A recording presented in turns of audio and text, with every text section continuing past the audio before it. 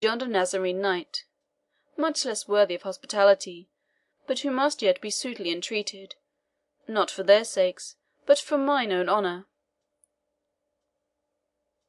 For what saith the sage Lokman? Say not that the food is lost unto thee which is given to the stranger, for if his body be strengthened and fattened therewithal, not less is thine own worship and good name cherished and augmented."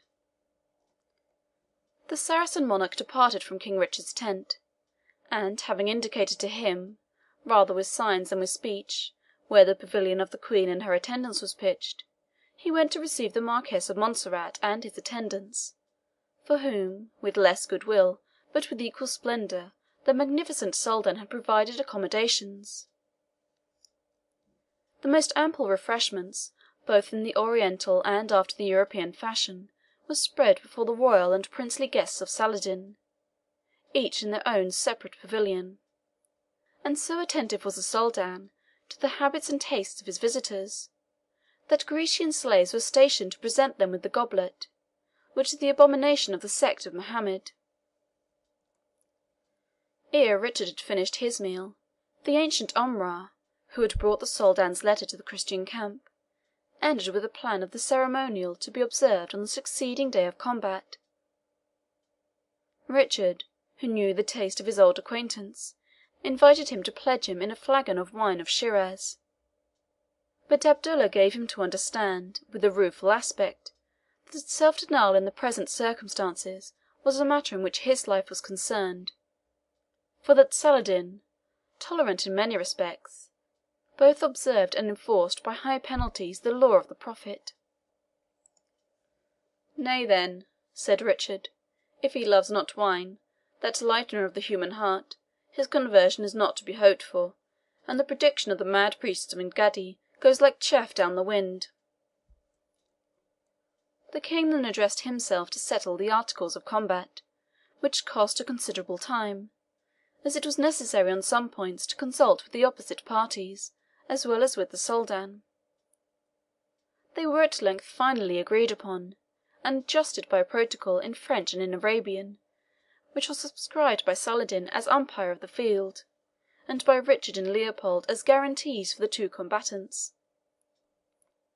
As the Omrah took his final leave of King Richard for the evening, De Vaux entered.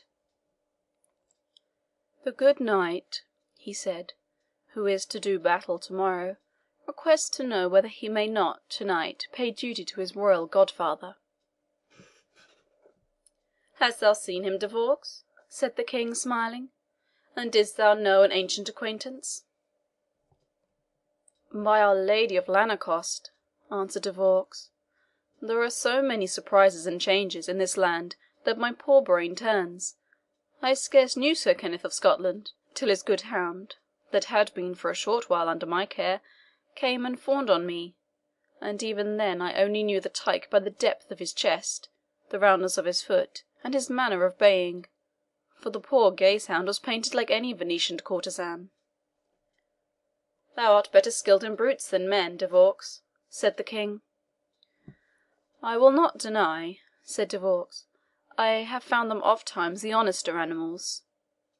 Also, your Grace is pleased to term me sometimes a brute myself.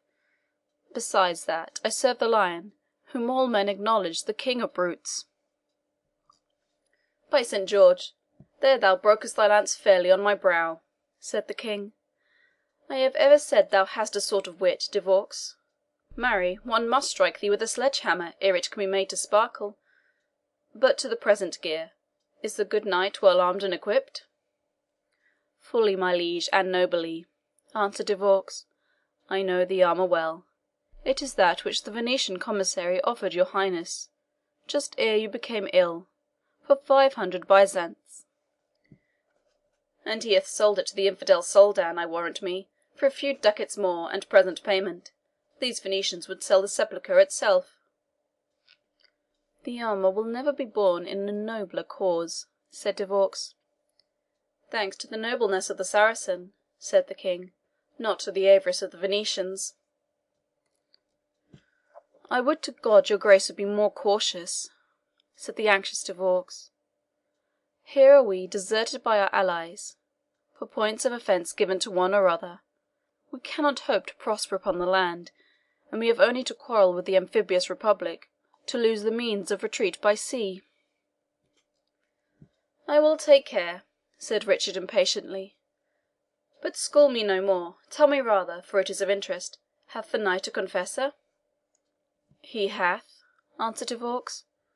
"The hermit of Engaddi, who erst did him that office when preparing for death, attends him on the present occasion, the fame of the duel having brought him hither." "'Tis well," said Richard. "And now for the knight's request. Say to him, Richard will receive him when the discharge of his devoir beside the Diamond of the Desert shall have atoned for his fault beside the Mount of St. George.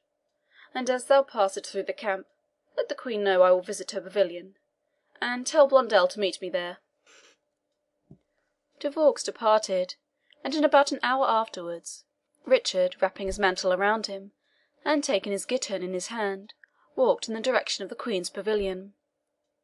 Several Arabs passed him, but always with averted heads and looks fixed upon the earth, though he could observe that all gazed earnestly after him when he was past. This led him justly to conjecture that his person was known to them, but that either the Soldan's commands or their own oriental politeness forbade them to seem to notice a sovereign who desired to remain incognito.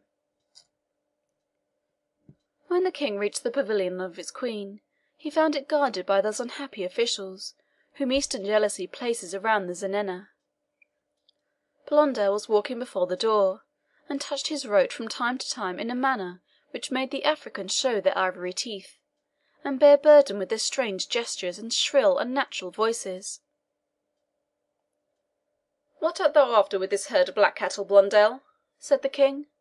"Wherefore goest thou not into the tent?" "Because my trade can neither spare the hand nor the fingers," said Blondel, "and these honest blackamoors threatened to cut me from joint to joint if I pressed forward." "Well, enter with me," said the King, "and I will be thy safeguard." The blacks accordingly lowered pikes and swords to King Richard, and bent their eyes on the ground, as if unworthy to look upon him. In the interior of the pavilion they found Thomas de Vaux in attendance on the Queen. While Berengaria welcomed Blondel, King Richard spoke for some time secretly and apart with his fair kinswoman. At length, "Are we still foes, my dear Edith?" he said in a whisper. "No, my liege," said Edith, in a voice just so low as not to interrupt the music. "None can bear enmity against King Richard when he deigns to show himself, as he really is, generous and noble, as well as valiant and honourable." So saying, she extended her hand to him. The King kissed it in token of reconciliation, and then proceeded. "You think, my sweet cousin, that my anger in this matter was feigned, but you are deceived. The punishment I inflicted upon this knight was just, for he had betrayed, no matter for how tempting a bribe, fair cousin, the trust committed to him.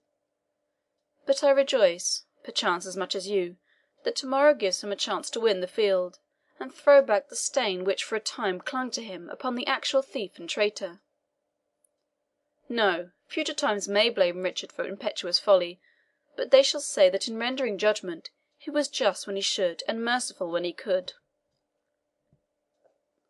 "Laud not thyself, cousin King," said Edith.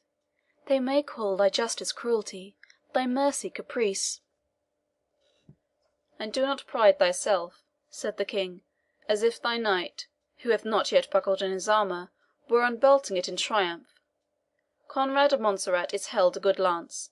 What if the Scot should lose the day?" "It is impossible," said Edith firmly. "My own eyes saw yonder Conrade tremble and change colour like a base thief. He is guilty, and the trial by combat is an appeal to the justice of God. I myself, in such a cause, would encounter him without fear." "By the mass, I think thou wouldest, wench," said the King, "and beat him to boot, for there never breathed a truer Plantagenet than thou." He paused, and added in a very serious tone, "See that thou continue to remember what is due to thy birth." What means that advice so seriously given at this